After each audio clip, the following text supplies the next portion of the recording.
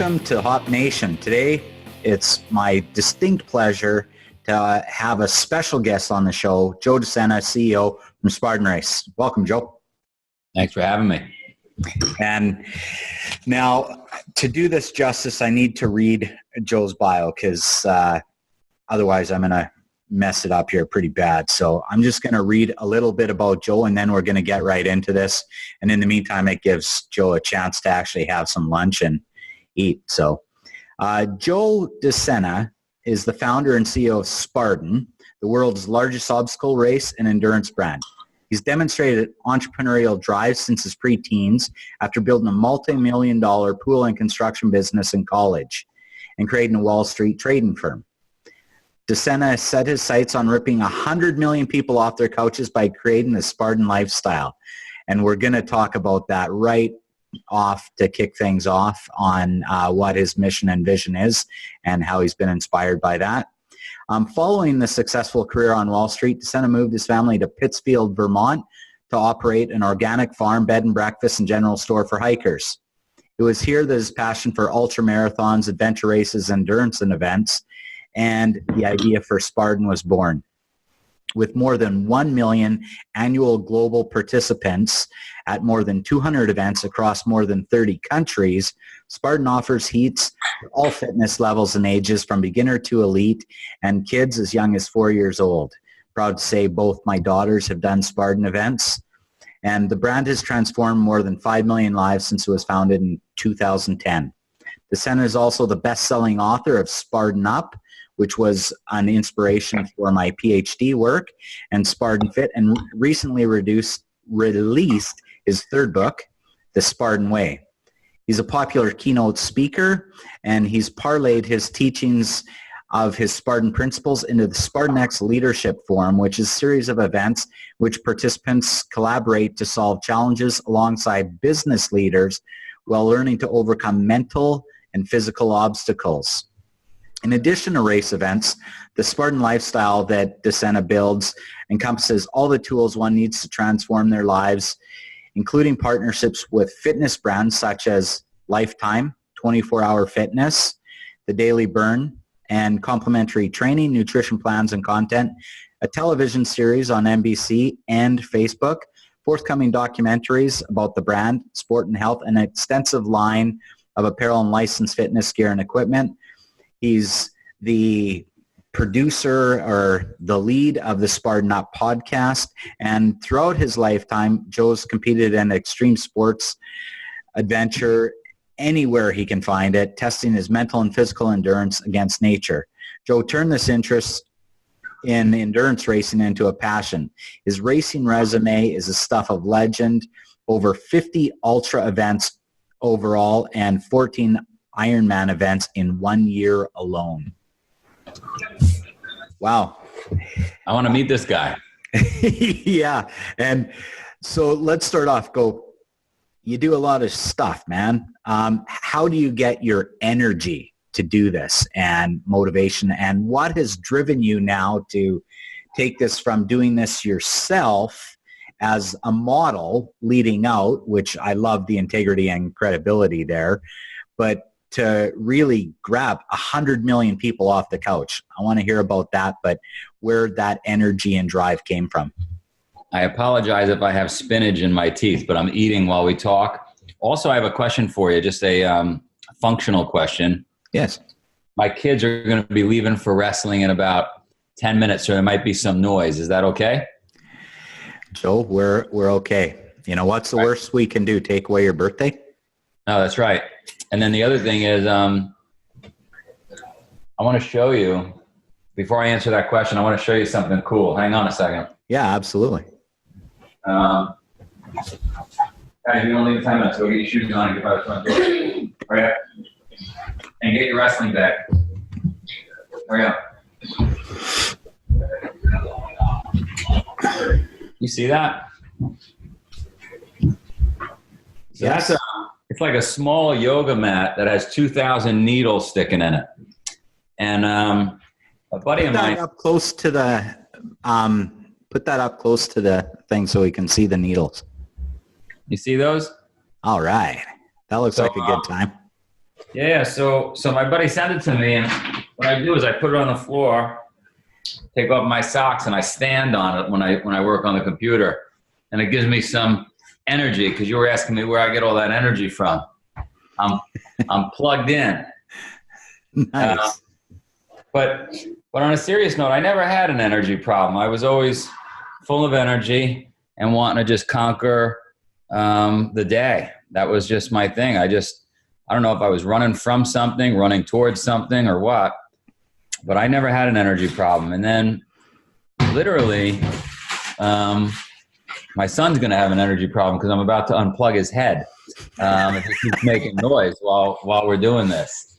I would hate to have to unplug your head from your body, but We're unplugged and raw here, folks. I don't know. About 3 years ago, living in Japan, carrying around this kettlebell everywhere for the last 3 years, and my stomach started to bother me, and I thought it was the kettlebell, and I'm thinking it was diet, because in the last 10, 15 days, I'm eating this bowl of bone broth soup with spinach here.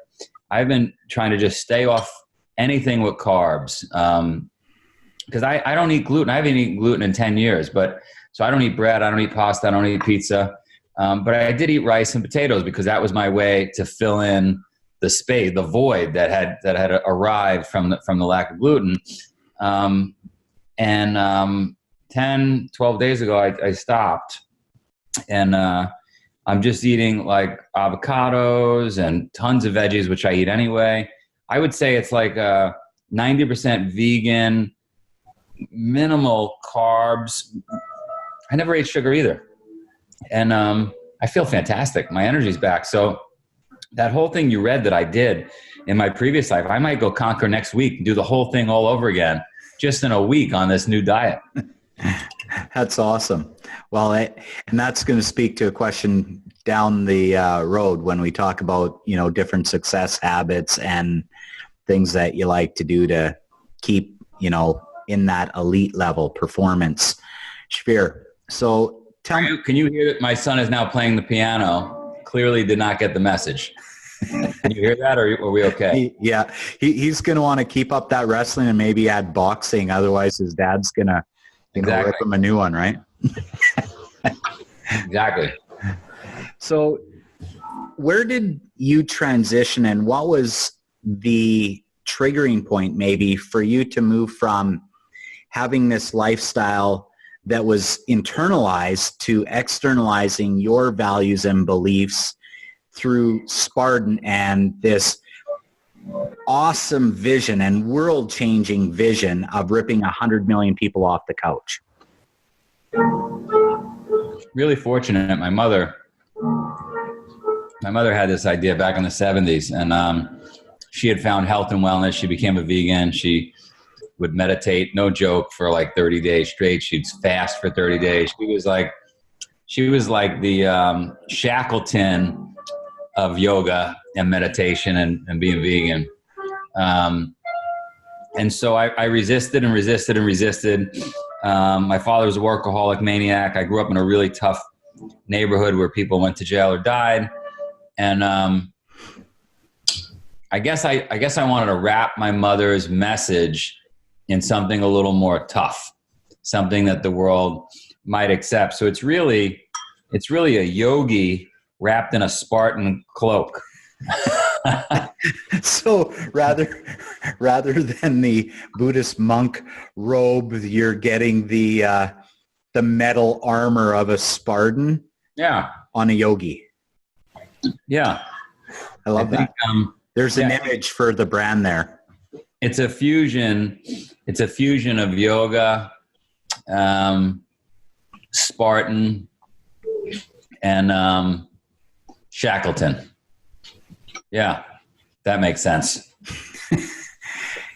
Absolutely. So, but my thing is, I ran a business.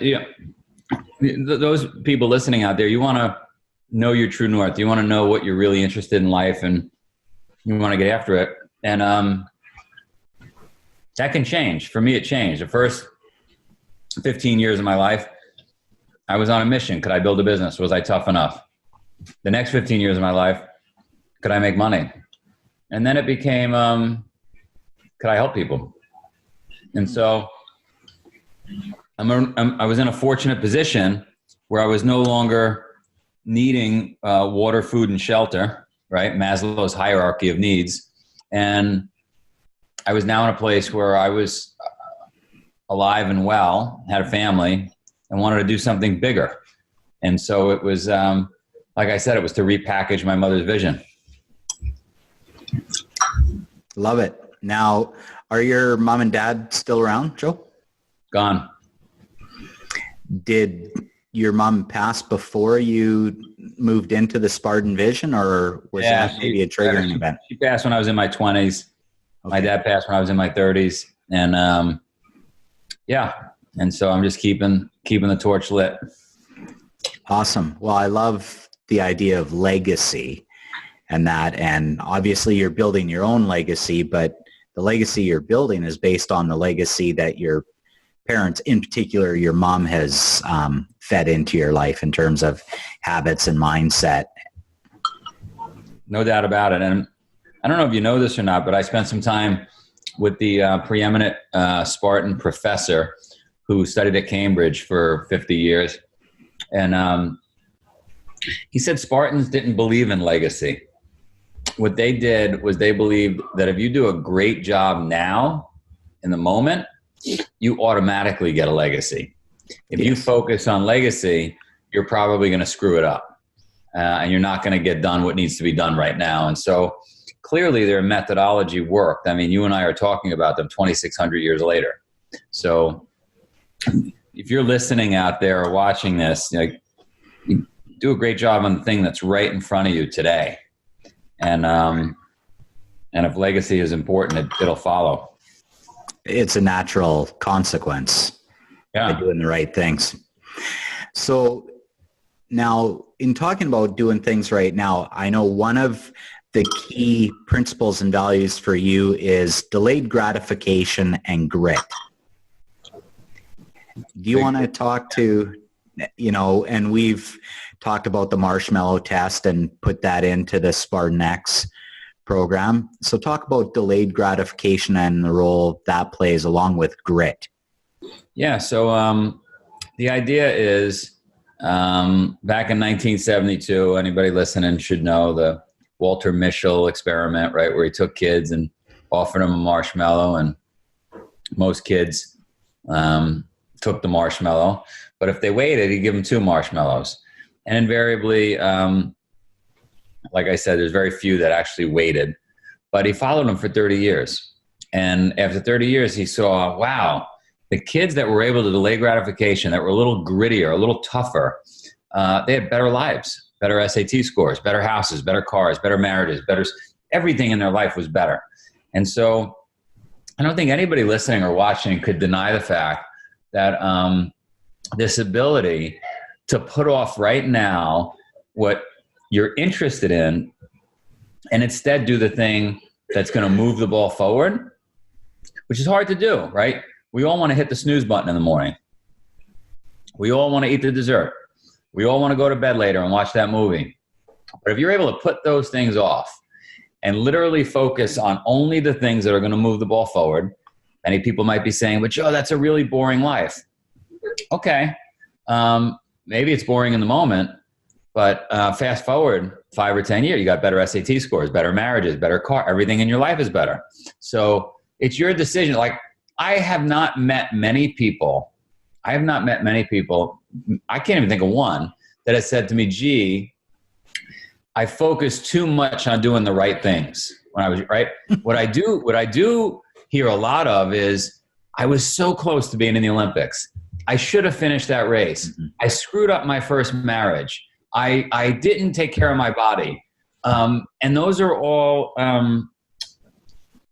results of taking the cookie, taking the marshmallow in the short term. So I love Dan Pena, P-E-N-A. You can look him up, the $1 Billion Man or $10 Billion Man. He's a maniac. I interviewed him and he said to me, he said, Joe, if you're burping and farting and watching football on Friday night in a pub, that's where you're going to be in 20 years. So I agree with him. And I think after you did your Spartan Up podcast with Dan, you talked about sending your son there. So I'm kind of curious if you ever did that, because it's a 1 week or even 1 day excursion where I haven't done it. And I'm annoyed at myself because this summer I promised myself the kids would go to a ski camp at Whistler, which they have to do. They have to learn how to weld. They have to learn how to become masons, actually, mixing cement and putting up stone, not the club, the masons. And then they got to go hang out with Dan. So they got a busy summer ahead of them. Excellent. Well, and let's talk about the idea of comfort zones, and deliberate practice. So one thing, and this is part of the foundational part of the HOP model, is you need to be stepping outside your comfort zone and pushing and giving yourself some strong focus to move into that elite level of whatever game it is you choose to pursue. And by default, because of who you are, your family, you have very specific ways to constantly rip yourselves out of your comfort zone and continually challenge yourselves. Can you tell the audience and speak to that a bit? Yeah. I'm a believer in manufacturing adversity in your life. And what I mean by that is, we practice hockey before we go to competition. We practice soccer. We practice school. We practice art. Practice everything. Music. You got to practice adversity, because the one thing you're sure to face in life is adversity. There's no guarantee you're going to make it to the championships in your sport or to the big, concert. And if you're a musician, or there's no guarantee of anything, but one guarantee in life, right? They say death and tax, you're going to face adversity. And so why not practice it? A friend of mine said, we all learn helplessness in our life. We've got these beautiful houses, indoor plumbing, everything on demand, Netflix, you name it. You're learning helplessness. You're becoming easier to kill. And so when you face adversity, if you haven't practiced it, you're not going to do well, right? You now get upset. We get upset when the Wi-Fi doesn't work on an airplane. And that's because we haven't practiced adversity. Hang on, I got to check my phone. Bear with me 1 second. Yeah, you bet. The doorbell rang. Did you hear that? This is awesome. My timing was perfect. The kids have to go to wrestling. Hey, can you bear with me for like 1 minute? No worries. I'm going to pause.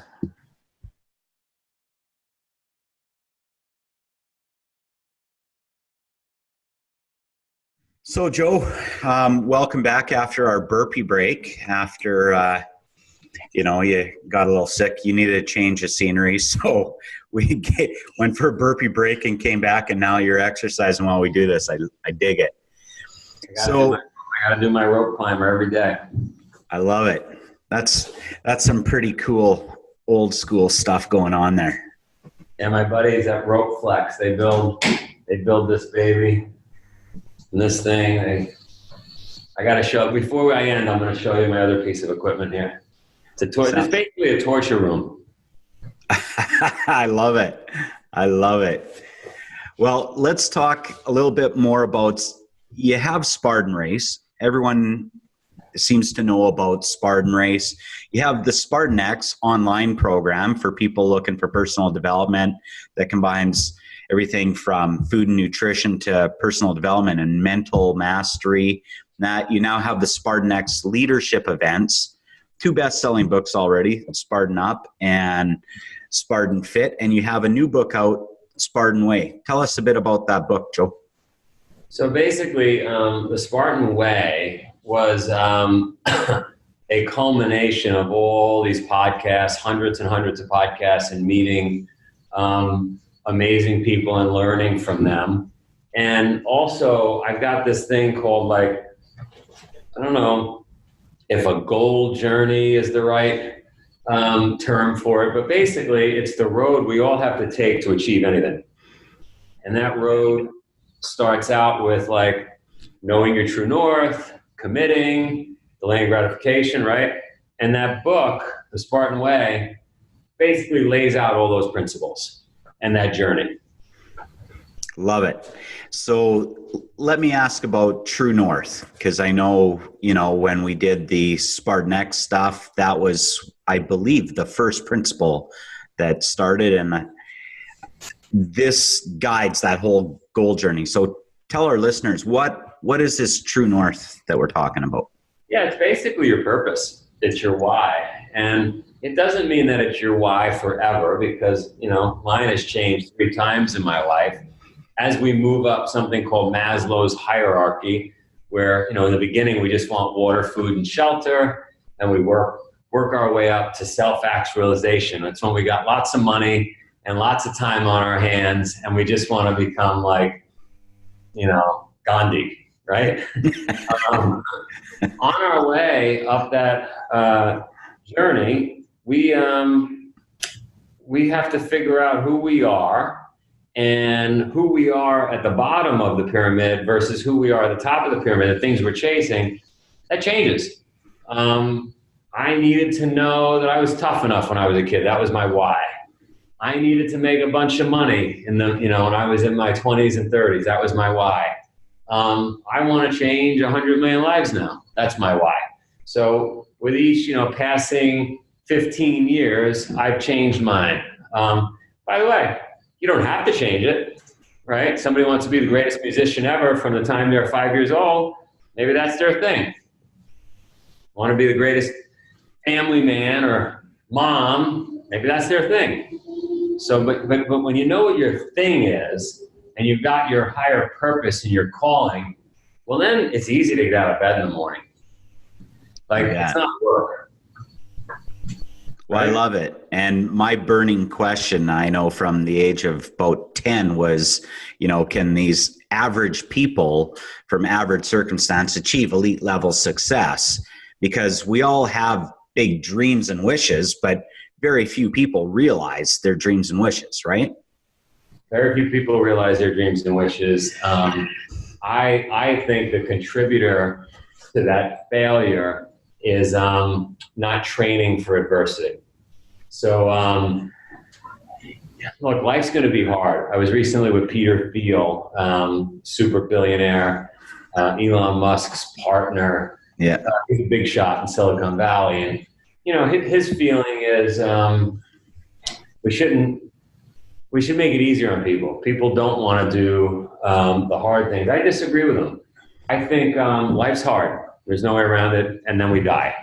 And so everybody, if we were to chart it, everybody's on an upward facing flow, just getting harder and harder and harder, and then you're dead. And I would argue that by practicing adversity, by doing hard things that are harder than your existence today, it makes tomorrow easier. When I put down my kettlebell, don't tell anybody I didn't have my kettlebell today. Just makes today easier. You just did, Joe. You know what I mean? I do. Well, and I know after having this burning question, really, I think the reason that people don't realize their dreams and wishes comes down to 2 things.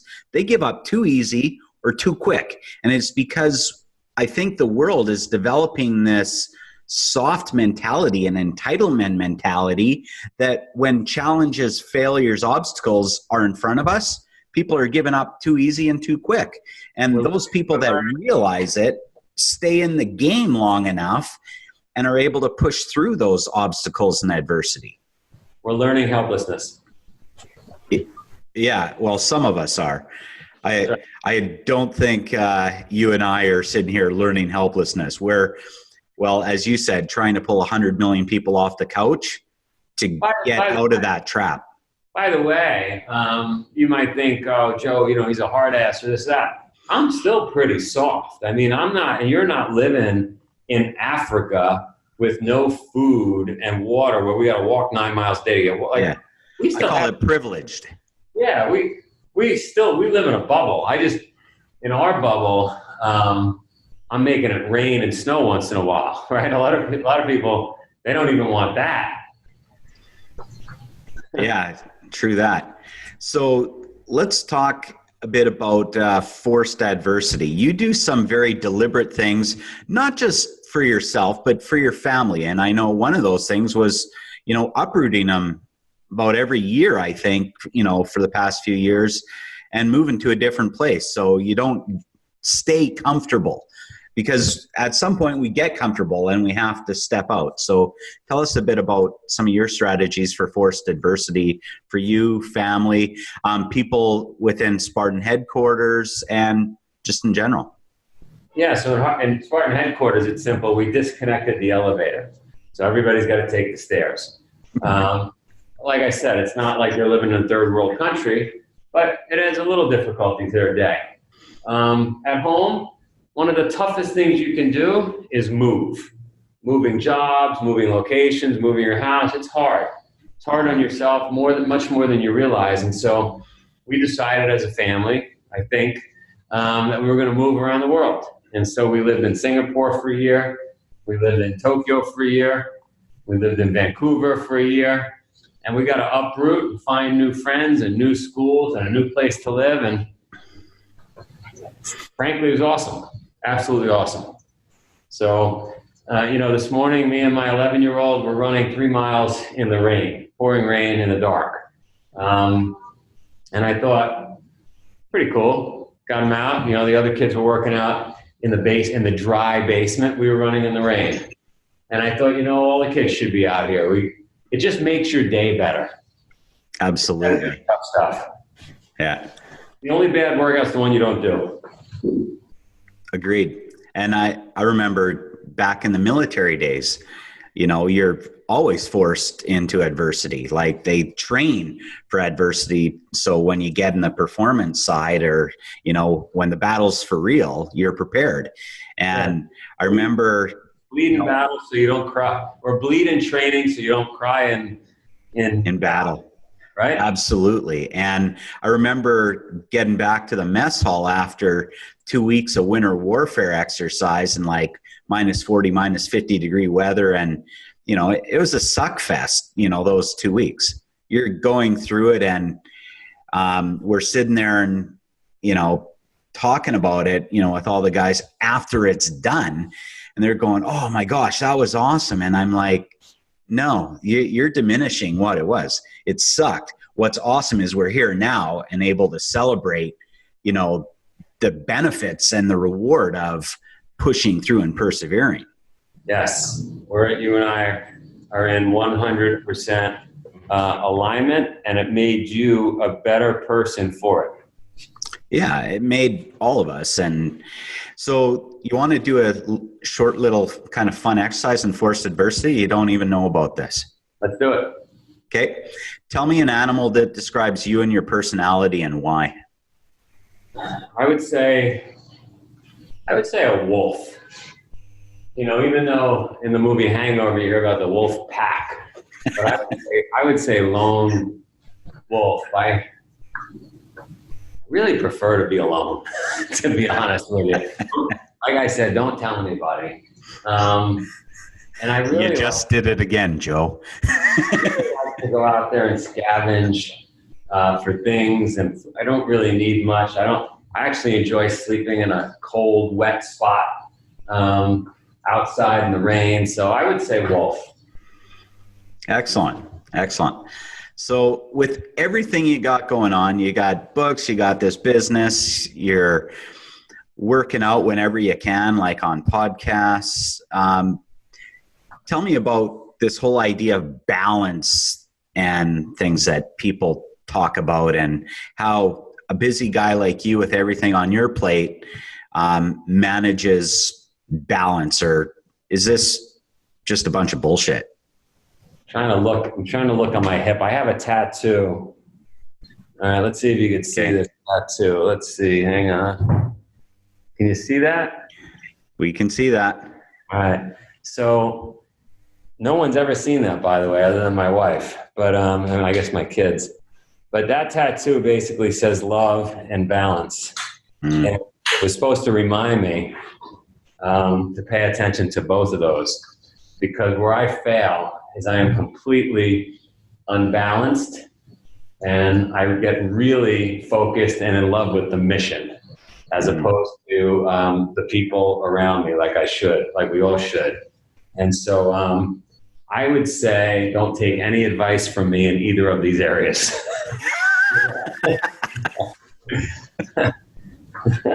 That's awesome.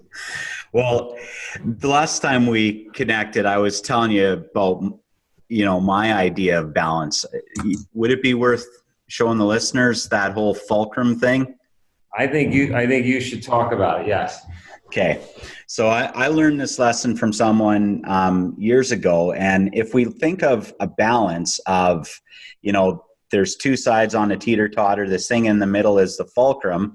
When the weight's equal on both sides, it's balanced. However, if we just simplify this and say one side's work, one side's life or personal, we know that as we walk through this journey called life, it doesn't stay balanced, right? There's going to be times when it's year end or you're preparing for a major event at Spartan where work it's just weightier and the balance goes that way. Or if there's a family health issue, all of a sudden the weight on the personal side goes. However, how a balance actually works is if you shift the fulcrum over, so when the weight goes over here, you shift the fulcrum, it goes back to being balanced. And if we change the name of fulcrum to focus, so if we change our focus to where it's needed, where the weight's the most at the time, we can feel balanced. It's just as that weight comes off, we have to get back. And it's not the idea of being equal in all areas. Like, I don't know how many workshops or books I've read where, people identify all these sectors of our lives that we're supposed to incorporate. And, it's all very symmetrical and equalized. And that's just not how life works. And I think we have to shift from time to time focus based on the priorities at the time that they're needed. I agree with that. I agree. And you can't have it all. Yeah. That said, I need to move my fulcrum around. Yeah. Remember to bring it back to one side, after it's there. So, and to me, this idea of time management, even that term, is bullshit. We all have the same amount of time, and time is just time. Yeah. To me, it comes down to priority and energy management. Right? I agree with that. Yeah. Excellent. So tell me about ideas and failures. You're talking about how we need to, have forced adversity so we get through challenges and obstacles. But, a lot of people looking in and seeing you look at, okay, he's been successful in all of this. You seem to be immune to failures and setbacks, Joe. And, do you have this magic pill or formula that you figured out that none of us have? And, tell us about failures and setbacks and if you've been able to avoid them or how you deal with them if they show up. Right. I didn't want to tell you my superpower. It's going to lower everybody's view of me, but I have ADD, okay? A lot of us do. I do too. And I view it as a massive benefit to my life. And huge. There's a book, if anybody listening out there has it or is interested, they could read something called The Edison Gene. And the author argues that the ADD gene is actually a remnant hunter-gatherer gene. And if you think about it, as hunter-gatherers, we would be kind of all over the place scanning our environment. And then as soon as we see that deer or antelope, whatever it is we're tracking, we are focused and we have blinders on, versus a farmer. A farmer from the agrarian society picked up genes that they don't need for hunter for hunting and gathering. So they sit and they wait, and they're a little more focused. They probably pay better attention in school. And so I have this ability, when I get knocked in the face 20 times a day, just like everybody else, I forget it. Like I'm on to something else already. The ADD kicks in. Lick the wounds. Yeah, and I literally, within seconds, I'm like, what was I just upset about? And I'm on to the next thing. Yeah. And so if you don't have that skill, you really should figure out how to hone in on that, because, I have more failures than people listening or watching, but I just don't get stuck on them. I just keep moving forward. They're like speed bumps.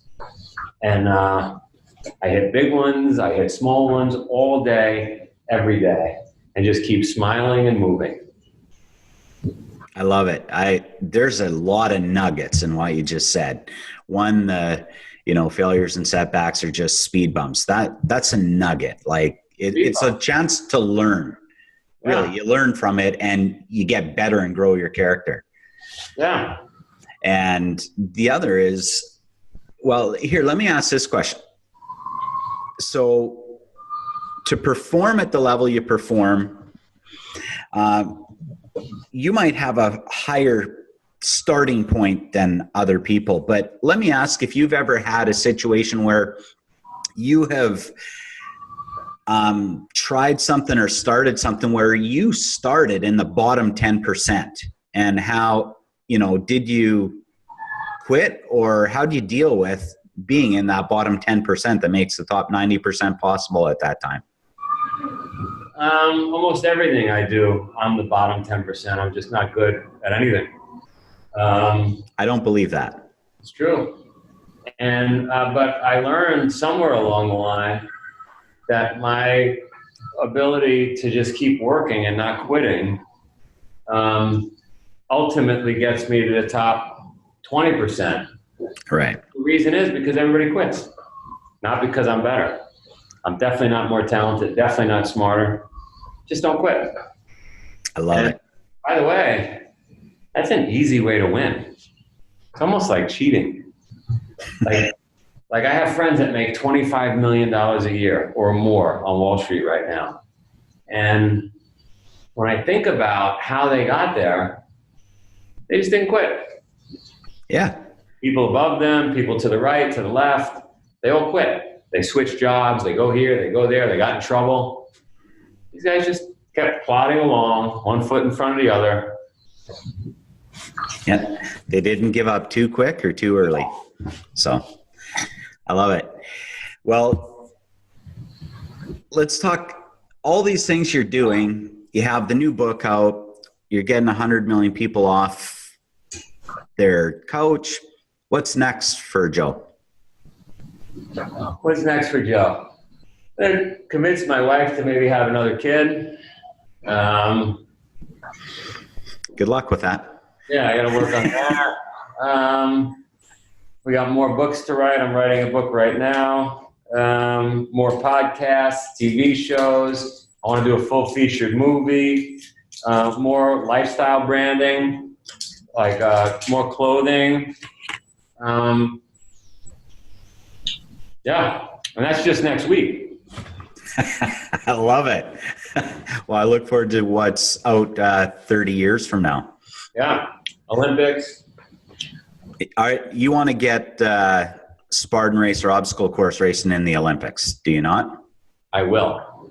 I sincerely hope that happens. I'm all over that. So normally I ask people about the 100th birthday celebration. I'm going to ask a different question today. If today was your last day on earth, Joe, what do you want people to know and hear today if today's your last day? Joe got 100 million people off the couch. Put it on the tombstone. That's it. I love it. Well, my first book was called Epitaph Theory. So to end with your epitaph, got 100 million people off the couch, is a great way to end the show. Thank you so much, Joe, for your wisdom, the true north and the path you're doing, ripping 100 million people off the couch. I know you've been an inspiration to me and a lot of my friends and colleagues, and I really appreciate your time and the work that you and the team around you do. And for Susan, your assistant who helped set this up, and your wife and kids who give away part of their time to, with you to people like us, we really appreciate it. No problem. Let me see. I went 2,300 feet while we were doing this. That's awesome. Now you're going to show me another piece of equipment. Oh yeah. Let me show you this. See that thing? Oh, is that stepper climber? Yeah, it's a monster. It's a killer. Oh yeah. Those things suck. Absolutely killer. Let's see. Can you see? Yeah. Let's see you do this. You see that? Yeah. Oh, it's a killer. Yeah. Absolute killer. Yeah. You need to put 40 pounds on your back while you're doing it. Maybe 100. Oh, perfect. I'll see you later. You bet. Thanks, Joe. Bye.